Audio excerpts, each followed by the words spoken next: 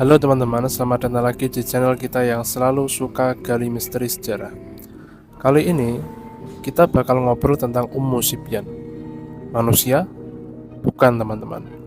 Sibyan adalah bangsa jin. Penasaran banget kan? Nah, sebelum mulai, kalian perlu tahu info yang kita dapat mungkin belum 100% akurat.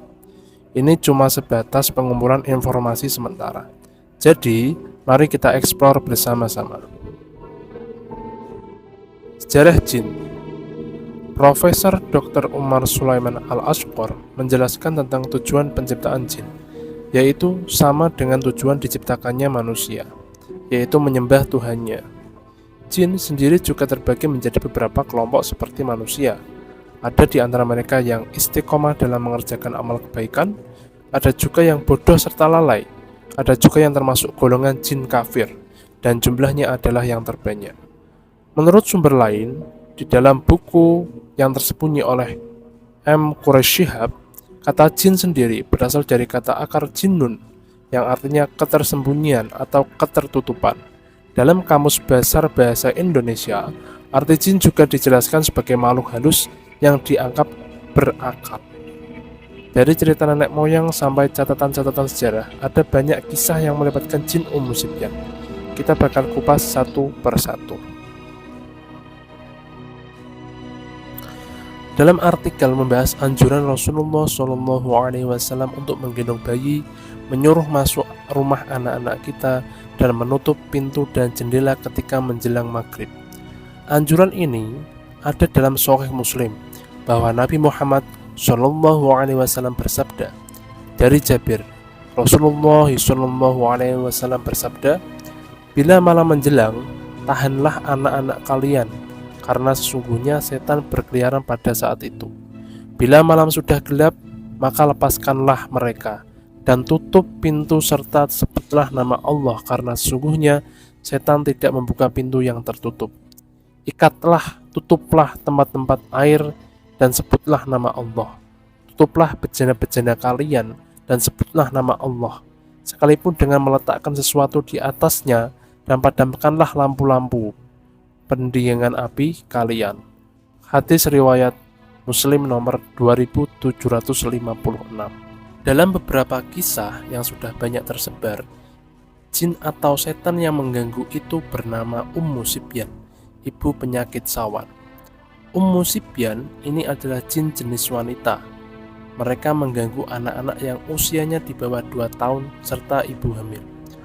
Sibyan ini berbeda dengan Al-Daulat wa Hayrom As-Sibyan, salah satu iblis yang ditaklukkan Nabi Sulaiman alaihissalam.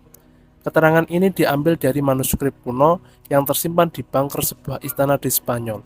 Al-Daulat ini berbadan kambing, berwajah perempuan, berambut panjang, dan kepalanya ada 7, dan menggendong seorang anak kecil. Sedangkan Ibnu Aqil dalam kitab An-Nihayah menafsirkan Sibyan adalah rih, yaitu kalau kita bahasakan adalah angin jahat. Bisa seseorang sampai pingsan kalau mengenainya. Di negeri kita biasanya dibahasakan angin jahat. Jin ini pernah bertemu Nabi Sulaiman alaihissalam. Begini kisahnya. Dahulu ketika Nabi Sulaiman alaihissalam duduk di atas kursinya, dengan angin yang membawa permadaninya, ditemani burung dan bala tentara, semua golongan jin yang melayani sang Nabi dengan penuh khidmat. Perjalanan Nabi Sulaiman bermula dari Syam, Syria, menuju ke Rom, dan didampingi malaikat Jibril alaihissalam serta malaikat Mikail alaihissalam di sebelah kanan dan kirinya. Tiba-tiba ia dikejutkan oleh seorang wanita tua dari golongan jin, dengan gigi seperti gading gajah, dengan rambut dan bulu yang menyerupai pelepah pohon kurma yang mengeluarkan bau tidak sedap.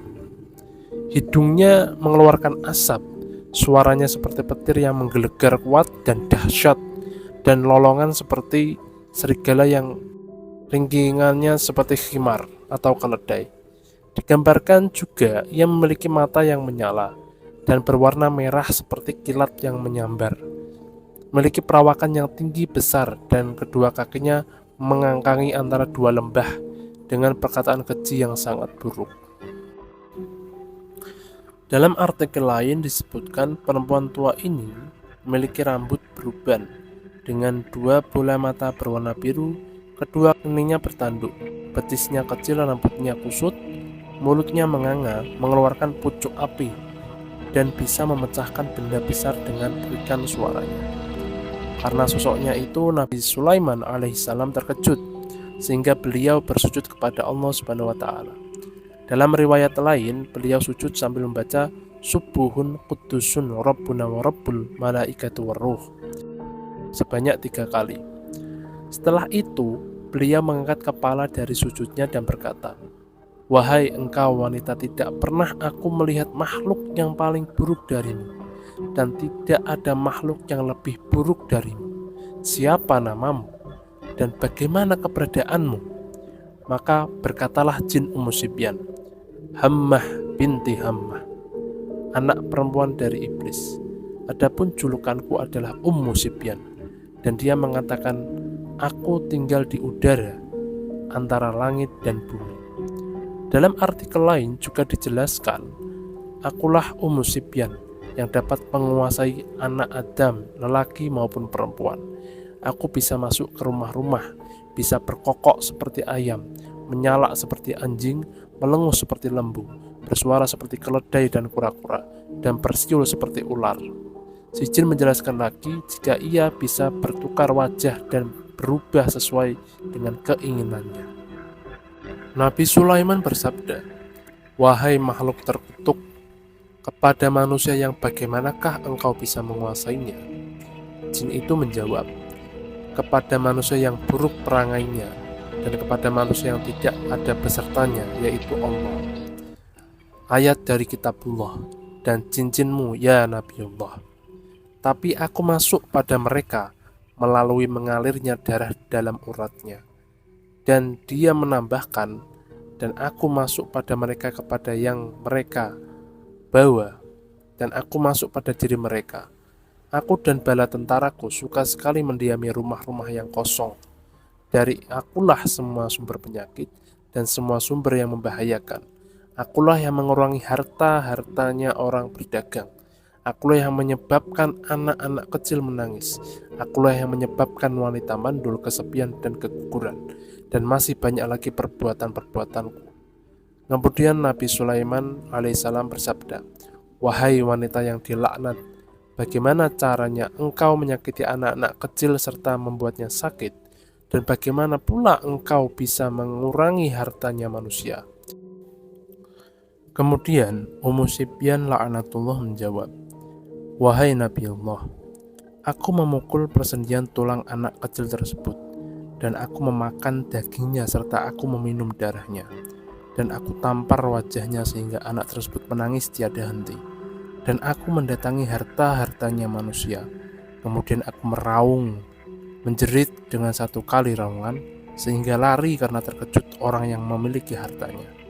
Dan kami meniup harta tersebut dengan angin dari tengah sampai akhir, maka tidaklah tersisa harta tersebut sedikit pun."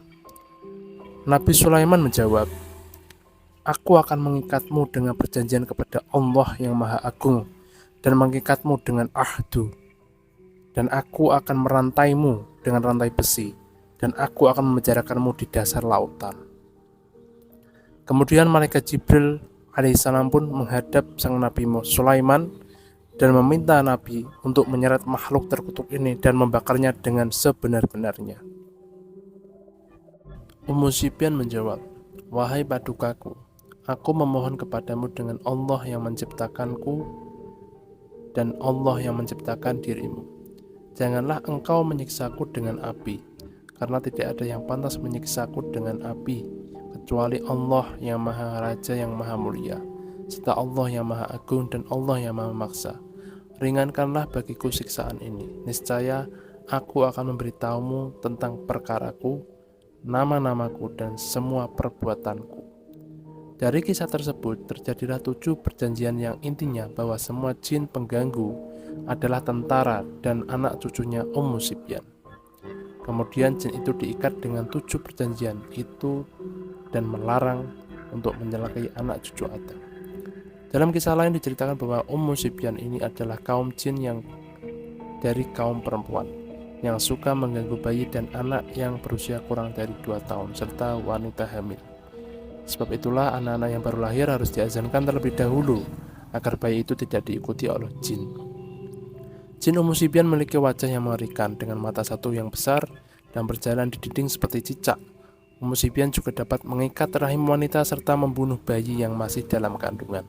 Seperti yang diceritakan dalam kisah jin Ummu Sibyan dengan Nabi Sulaiman, jin ini mampu masuk ke dalam rahim seorang perempuan dan mengikat rahimnya serta menyumbat dengan tujuan agar kaum itu tidak mengandung. Diceritakan juga jin ini juga masuk ke dalam perut seorang perempuan yang hamil di waktu janin dalam kandungannya sedang tumbuh. Jin ini akan menendangnya, maka terjadilah keguguran dan jadilah rahimnya kosong. Tetapi mengenai mengazankan bayi yang baru lahir, dikarenakan khawatir diganggu oleh Ummu Sibyan adalah hadis maudhu' atau palsu. Dijelaskan maudhu' atau palsu oleh Syekh Al-Albani rahimahumullah dalam kitab Ad-Dhaifah. Sedangkan perkara azan kepada bayi yang baru lahir menurut Imam Asy-Syafi'i, mengazankan bayi perlu diluruskan niatnya serta memperdengarkan asma Allah kepada bayi, bukan karena khawatir akan adanya gangguan. Ada beberapa hadis mengenai Ummu Sibyan ini namun tergolong lemah. Namun anjuran Rasulullah SAW dalam hadis riwayat Muslim di atas tadi adalah sahih, sehingga kita dalam keseharian seharusnya mengikuti anjuran Nabi Muhammad SAW, menutup pintu ketika maghrib, serta menggendong anak-anak mereka yang masih kecil agar terhindar dari gangguan. Selain itu, jangan lupa untuk membaca ayat-ayat Al-Quran agar terlindung dari gangguan setan. Gimana teman-teman menurut kalian? Tapi ingat ya, kita masih dalam tahap pengumpulan info dan mungkin ada yang perlu dikoreksi. Jangan lupa kalau kalian punya tambahan info atau komentar, tulis di bawah ya. Kita bakal baca semuanya. Nah, sebelum kita berpisah, jangan lupa tekan tombol subscribe dan nyalain loncengnya supaya kalian gak ketinggalan video seru berikutnya.